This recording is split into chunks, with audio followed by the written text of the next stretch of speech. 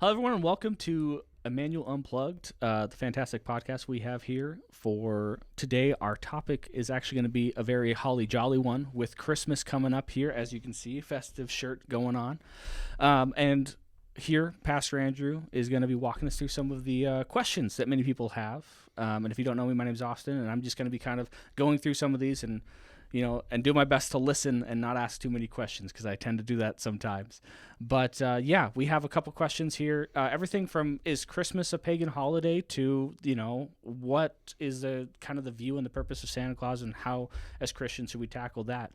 So, anything you have to say before we get started here? Yeah, I just want to share what our goal is for this.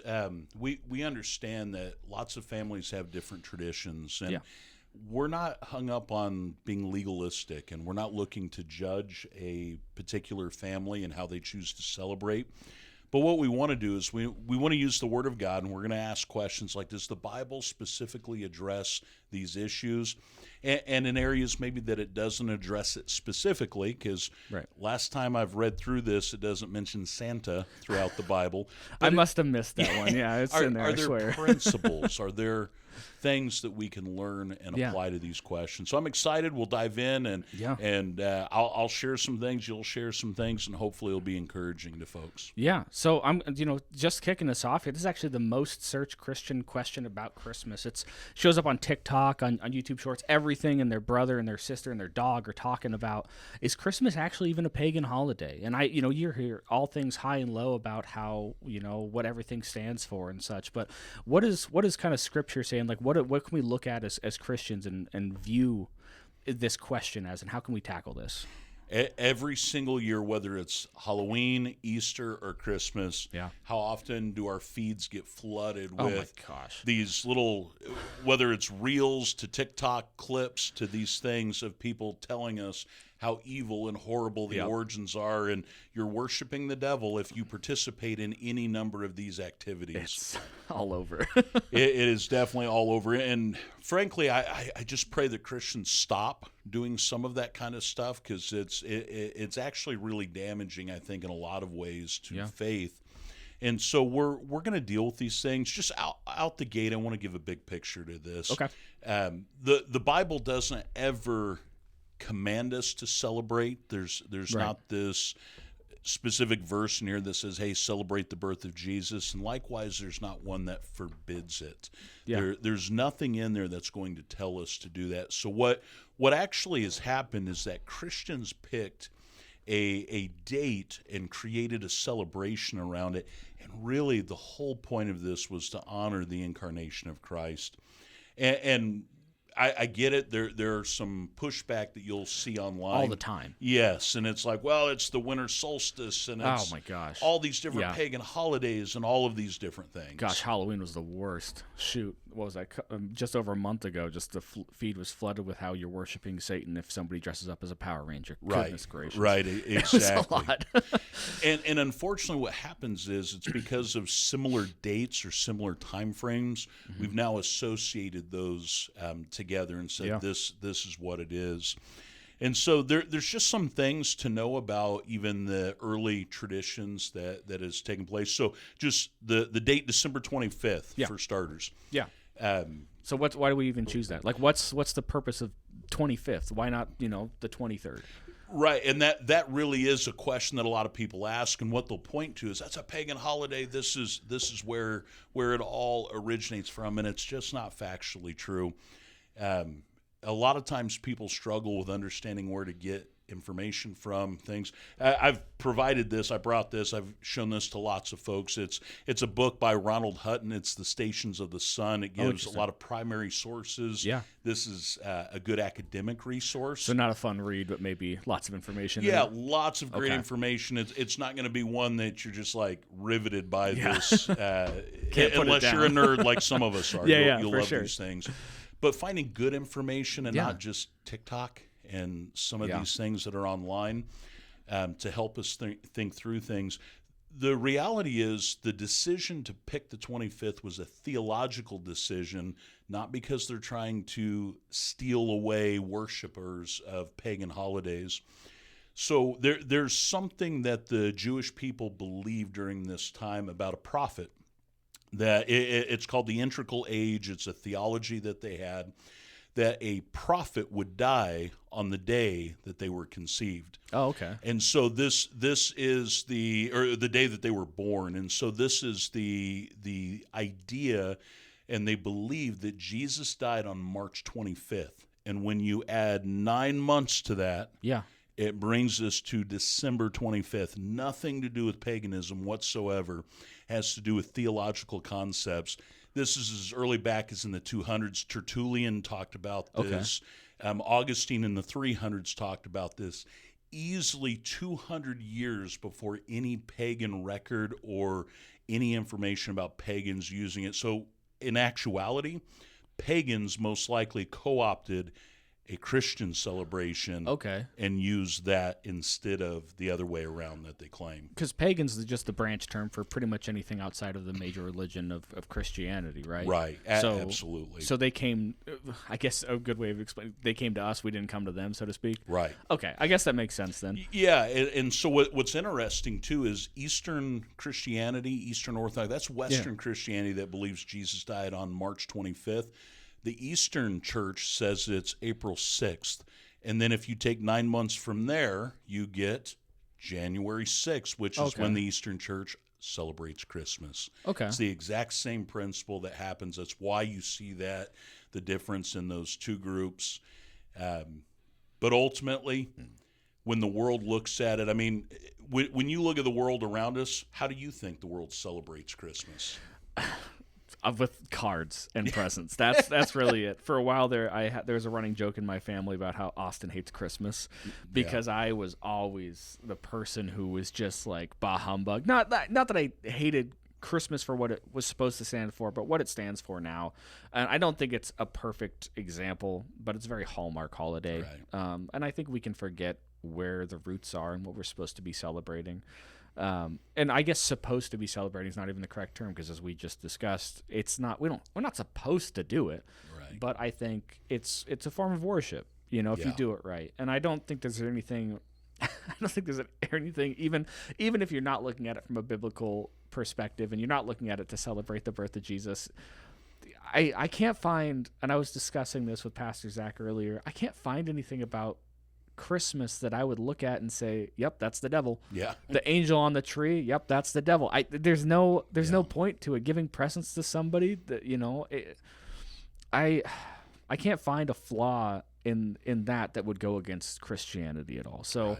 I have definitely changed my more aggressive anti-Hallmark parts of it because it's all for the love of people around you. And I think that a lot of times as Christians, we're so focused on the specifics of whether or not a tree is pagan that we're not looking at what it's supposed to be about. It's about celebrating the birth of Jesus, and it's supposed to be about loving your family and the people around you.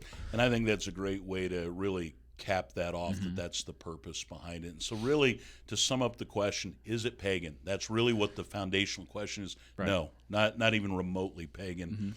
Mm-hmm. Are there communities and cultures that maybe started adapting pagan practices? Sure, that happens everywhere. All the time. You especially see that here within the United States as we have a mixture of cultures and different backgrounds, that different beliefs from different communities have come together. They call it the melting pot for a reason. Exactly, yeah. And so you see that byproduct due to those kinds of things. But is Christmas pagan? No, not even close. It's Jesus' death, his conception, his advent, his arrival here for us. That's the purpose of December 25th. Yeah, okay, perfect. Well, on to question 2. It's actually funny because we kind of talked about it already, and we'll find that a lot of these questions are kind of be interchangeable. We'll be kind of crossing over. But should Christians even celebrate Christmas at all? Yeah, that's a great question. And really, you see these questions that pop up because there is this overlap. Like if it was pagan, that's a fair question. Yeah. To say, should we really be doing these things that are pagan? And so that's a very fair question to ask. And so we have to wrestle through this. There's not a command to, but there's also Freedom to. I want to look at some scripture here, because if we're going to answer this with our Bibles, then maybe we should open up our Bibles and That's probably a pretty good point. and actually use them. So I'm going to be reading from Romans chapter 14. Okay. This is verse 5 through 11, and hopefully this gives us some principles here. But it says, one person regards one day above another. Another regards every day alike. Each person must be fully convinced in his own mind. He who observes the day observes it for the Lord, and he who eats does so for the Lord, for he gives thanks to God. And he who eats not for the Lord, he does not eat, and gives thanks to God. For not one of us lives for himself, and not one dies for himself. For if we are to live, we live for the Lord, or if we are to die, we die for the Lord. Therefore, whether we live or die, we are the Lord's. Paul gives us some principles here, and he's dealing with some specific things here. It's not only the consumption of food and the worship of idols and other things like that, but he gives us two principles. If you're going to celebrate, do it to the Lord. Right. And if you're going to abstain from celebration, do it to the Lord. Okay, yeah, that's really fantastic. You could almost apply that to pretty much any holiday or, any celebration. Right. That's fantastic. I haven't heard that too often being used for the point of Christmas, actually, and definitely not for other holidays. That's actually, I think, great. Just putting Christ first is, I think, you could do that for any day, like it said, if every day's the same or if any day's special. Just finding the Lord in it regardless. It's what we refer to as Christian liberty. We have freedoms that come from following Christ. Now, that doesn't mean everything is profitable. And Correct. so we have the freedom to choose things, but not everything is profitable here. Yeah. And these areas of Christian liberty, these are secondary issues. They're not salvation issues. They're secondary. So you have the freedom to participate. You have the freedom to abstain, but it should all be for the Lord. Yeah. And a lot of grace for one another. Absolutely. And I think that almost goes into the point earlier made that was about not only doing it for the Lord, but is it profitable? Which is, I think, a great question to ask when it comes to anything that's regarding the Lord is it profitable? And is it profitable to spend time with your family and fellowship with others and celebrate the Lord? And I would argue that it'd be pretty hard to say it's not. Right. It's pretty profitable. How you do it's obviously important with anything, but in my opinion, I think that this is a great holiday. If you had to choose one, why not Christmas? Yeah. We have a gentleman at the church here that says Christmas is his second favorite next to Easter. Yeah. But it's because of the importance of both days and Yeah. what it means to him. And I think that's a good approach. Yeah. So I guess the answer to the question is more of take a look at how you feel about it and make a decision. But in your opinion, would you say, is it a should, or is it more of is the question, should Christians celebrate Christmas? Good question, or should I celebrate Christmas? Maybe a better question to ask if you're looking at this objectively. Yeah, and I really think it boils down to how is the Lord leading you in this? As you spend time in the Word and you spend time with other believers in prayer, we believe the Holy Spirit that's alive in each one of us is guiding and leading through His Word, and you're going to be able to make that decision for you and your family and show a lot of grace to others around you that maybe choose differently, whether it's celebration or abstaining. Yeah. It's all for the Lord at the end of the day. And that's the biggest point. Yeah, absolutely. Absolutely. So this is the biggest question we have. This is not true at all. I'm just making a joke. Santa Claus. What's the deal with Santa Claus? Is there Christian backing to it? And if there's not, is it okay? Can we tell our kids, Santa's going to come tonight? Where's the stop at, maybe, if there even is one, and how do we tackle that? Because that's a big one that, in my family we never did Santa. Maybe I turned out wrong because of it. I feel like I'm okay, but maybe would disagree with me. But very practical question, though, isn't it? Absolutely. Families have to wrestle through that. It's on the list for a reason. Yeah. People are asking it. Absolutely. And I want to hear your thoughts, because I know you have just looked at even some of the history of it, and we'll talk about that a little bit. I want to hear your thoughts on this. But this one hits home for parents. I know this did for me. I was sharing with you earlier a story with my youngest daughter. so my wife and I had decided we were not going to talk about Santa, and not really because we had some big biblical concern over it, other than we didn't want to have the talk later with our kids that mom and dad lied to you all these years, and this isn't really the thing. And it can be done better than that. I'm giving like the extreme example, but so what happened is we told our kids from the beginning that it wasn't a thing, that it was a fun thing that a lot of families do, but we just don't participate. And my daughter went to school and all her friends believed in Santa. Yeah. And then she came home and told us, Santa's real, you're wrong, and she's arguing with me. And so even to our own intentions to not be a part of it, we wind up a part of it. And now you're the bad guys at school because you're telling, and now your daughter's telling everybody that Santa's not real. And so there's a real tension with this. There really is. There's a real tension. All right, give us some background on, you don't have to go like History Channel deep on it. No, and I don't think I could. Santa Claus is... I think that if we're going to bury it down, it obviously came from St. Nicholas. That's the alternate name for Santa Claus. But at the end of the day, just because St. Nicholas, he's a guy who delivered some presents to, and kind of took care of some people in a certain area. I think that we look at it too much at the history of things and say that's what it ultimately means. This is because in history, one guy did it. And that's what it is. Santa Claus nowadays, to me, and I think to a lot of people, is an idea. Right. And I think it's an idea of, maybe some people use it for, I'm not going to say evil, that's not the right word, but, if you don't do good, Santa Claus isn't going to bring you any gifts this year. It's funny how that only comes up, though, in like December, In Easter, you're not worried about being bad because you're just going to apologize to Santa Claus who isn't like around you. Yeah. But Santa Claus, no, it's...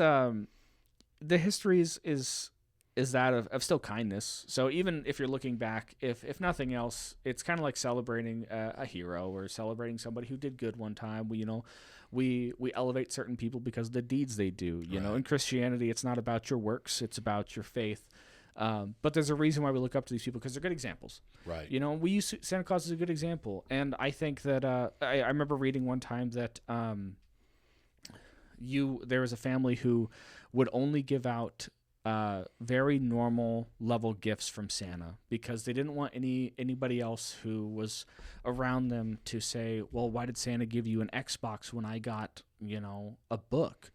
Does Santa Claus love you more than me? Which is a very real thing that kids struggle with. And so this question of what I do with Santa Claus and how does Santa Claus interact with us, it's very real. And I have a son of my own now, and it's going to be something that Gracie and I, my wife, are going to have to talk about. And I think we've already kind of come to the conclusion, very similar to what you're going to be doing, is, let them know, hey, Santa Claus is something that some people believe and they find it fun. It's not something that we really do in our house because I want you to know, that your gifts are coming from us. We love you, want you to have a good time. And it doesn't really matter. If you never added Santa Claus to begin with, how would the holiday change? Right. It really wouldn't. We can still give gifts. You can give gifts any day, but it's fun to have a day like this. And I don't think Santa Claus is a make or break. And if you add Santa Claus, it's not gonna lead you to devil worshiping. I don't think. I think that's really far from your thoughts at the time.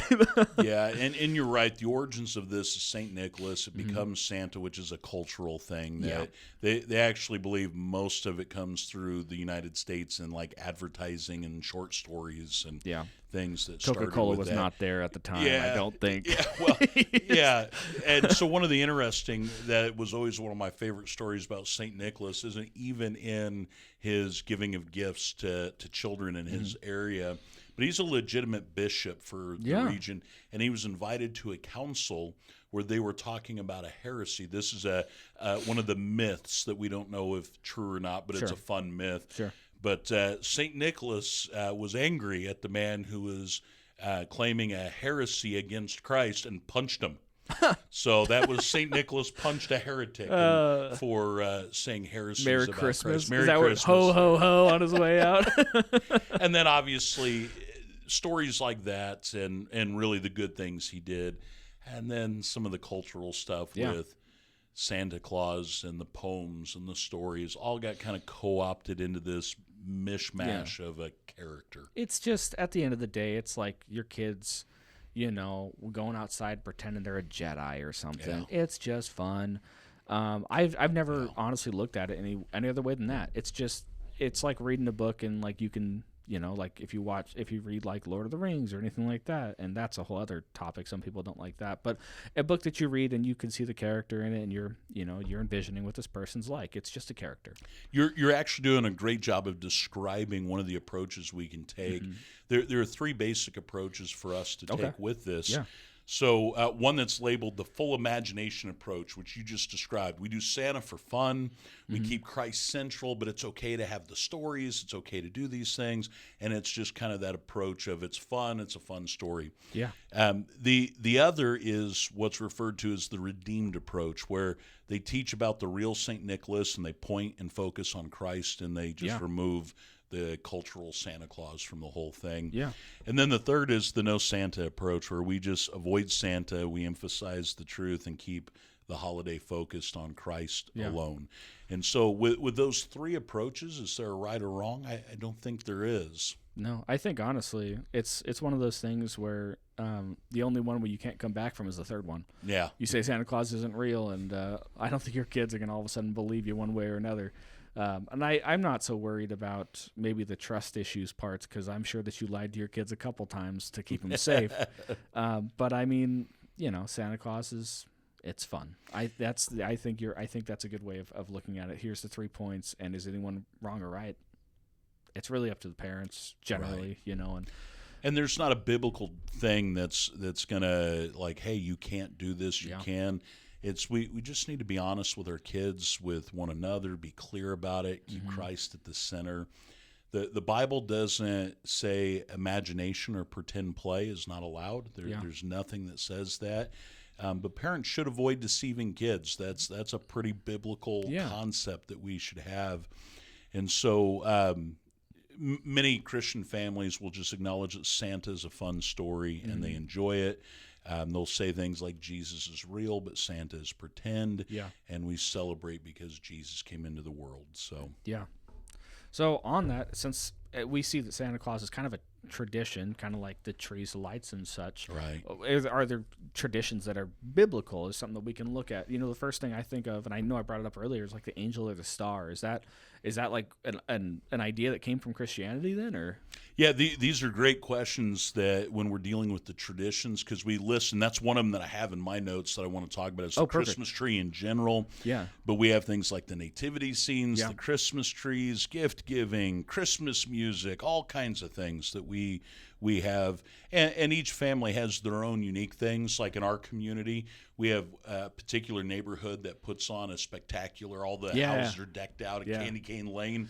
So, electric bills are nuts, I'm sure. And our family tradition is to drive through there. I mean, that's part of it. We do a dinner and do other. I mean, it's just a fun night that we have, and that's a tradition. Clearly not biblical, but not wrong either, right? That's right. And so, like nativity scenes, this beautiful scene, and we think, man, that's very biblical, but it's not even chronologically accurate. So, if we're getting our Bible facts from the nativity, the wise men did not arrive the night that Jesus was born. It did not happen. And so we got to be careful even in that. It's symbolic of it, and it's a tradition. Even the live in-person nativity scenes, we have one in our town where they do the live nativity scene. And really a cool thing. Almost every one of them has the wise men there, and they don't break that apart or any. So it's not biblically accurate, but... What's the spirit of it? It's tradition. Right. It's part of that tradition that's there. So is it biblical? No, but it's not anti-Bible either. Right. That's a very good distinction to have too. Red versus blue kind of a thing. Is one color better than the other? Because, the red, we can go into the weeds on those a little too much, I think. I think so. Christmas trees is another one. It's not mentioned in the Bible anywhere. And then there's disagreement on the origins of it. It's any number of things. The best I can tell, it's got its roots in Germany is the primary. Because the pine trees and such, There's also arguments that it originated in England. Some have argued all kinds. Some have said it's pagan in its roots, and the Vikings did it. The best we can tell is that it's a non-pagan tradition that happened. It's a cultural thing. It's a decoration. It meant to celebrate. Martin Luther is one that put candles on it and brought it in and started utilizing it during the Christmas season for celebrating Christ. So in our current format that we use them, it's most likely connected to Christianity at its foundation. Did it originate there? Probably not. It's a cultural thing. It's decorations that, frankly, were probably co-opted and brought into our current celebrations that we're doing. And so Christmas trees is a very unique one in that. And where it goes from a star on top to an angel, there's nothing culturally or historically significant that I have seen anywhere. Yeah. A million TikTok videos. Oh, my gosh, yeah. Yeah, nothing really locked into truth there. Gift giving. I don't know about your family, but I don't know that it would be Christmas without gift giving in my home. I love giving gifts. Yeah. I really do. Yeah, so it's not commanded for us to give presents. Oh, so it's to of the each other. devil. Got it. Okay, got it. If it's not one thing, Save it's the the money. exact opposite. Yep. But there's good things for it to remind us of, like the generosity of God. Can we think of a more generous gift than Jesus coming for us? No, I think it's impossible. Yeah. Dying for sins, giving us an opportunity to live with him forever is you can't buy that on Amazon. Well, and we see in the nativity scene in his first advent that the Magi brought gifts to lay at the feet of Jesus. And so there's a picture of this. The early church had a very giving nature to them, that they were very generous to the point that they're selling their possessions for the care of one another. And so, again, not commanded in Scripture, but it can all be used to point us to Christ. Yeah.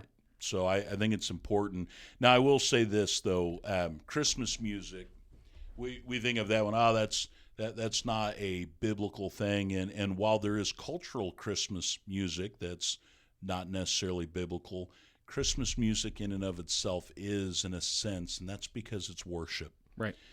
These songs, most of them are worship songs, and worship is commanded in Scripture.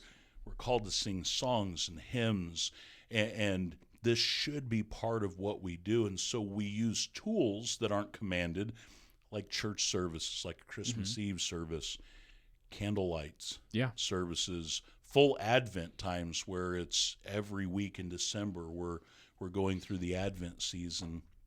Those aren't commanded, but they're helpful tools to help us with what is, which is worship. So that's probably one of the ones that you need to have a little bit more discernment and discretion when you're looking at it. And a lot of this is pointed more at parents and families, because a lot of these questions are ones generally that parents and families go over somebody who just started making decisions for themselves.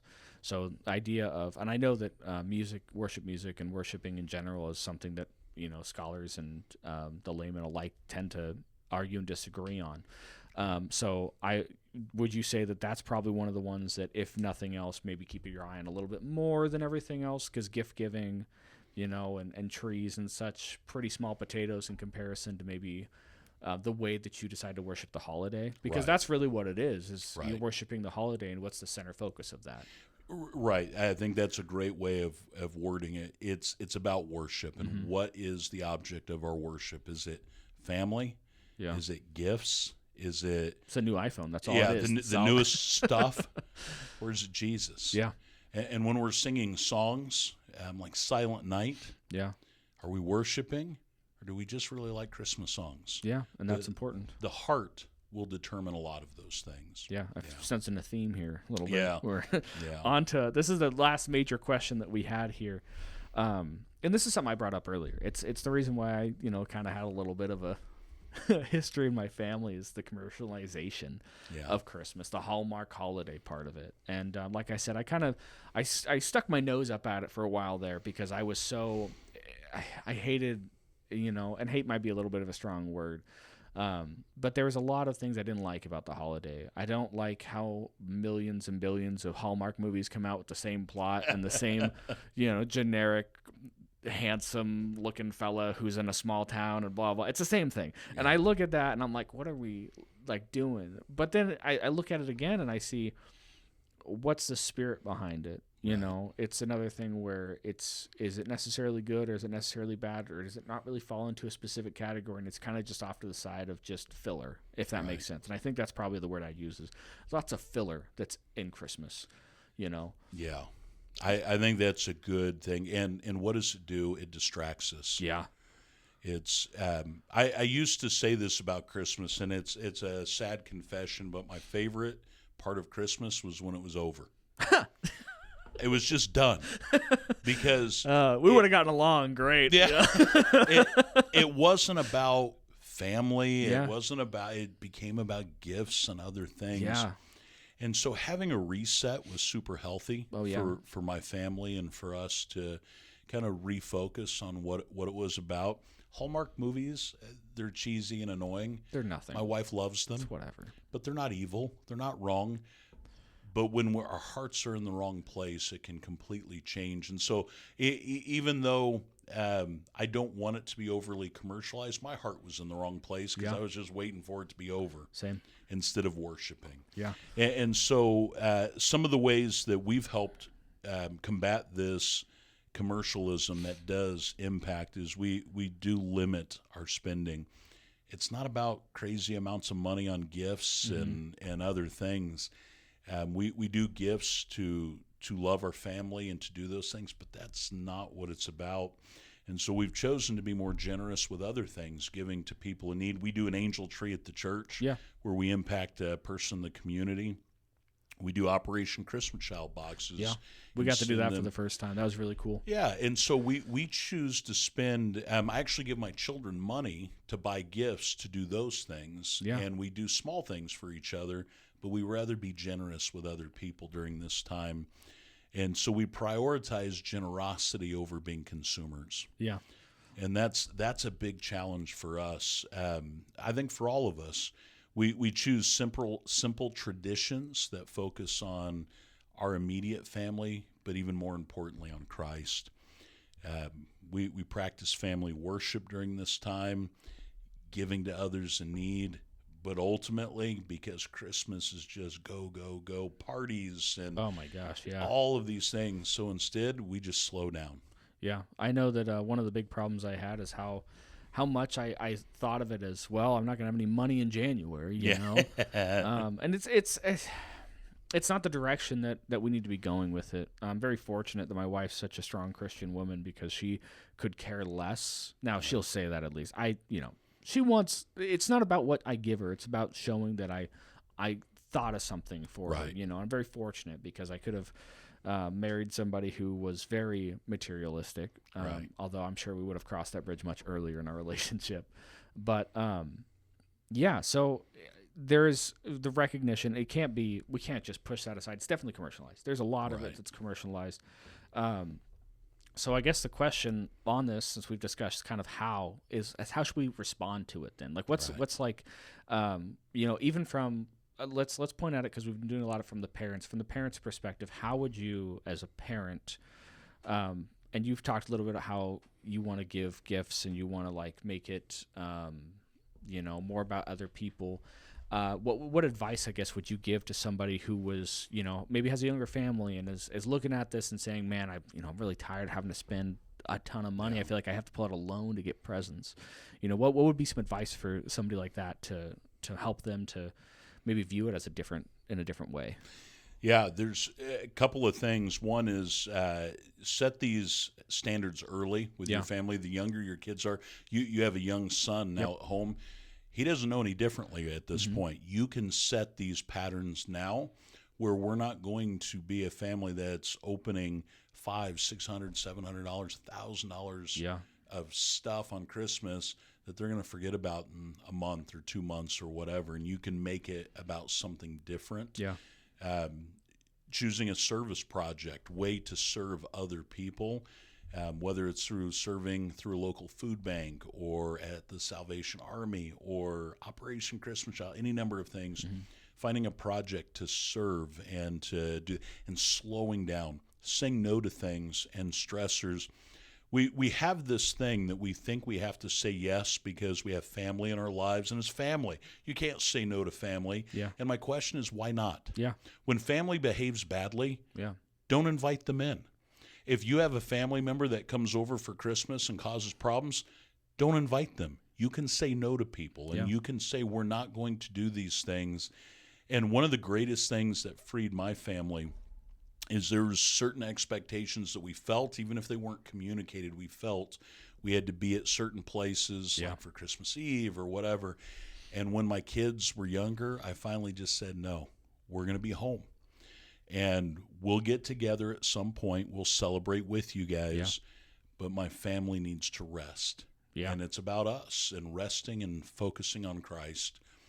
And we are willing to learn the word no. Yeah.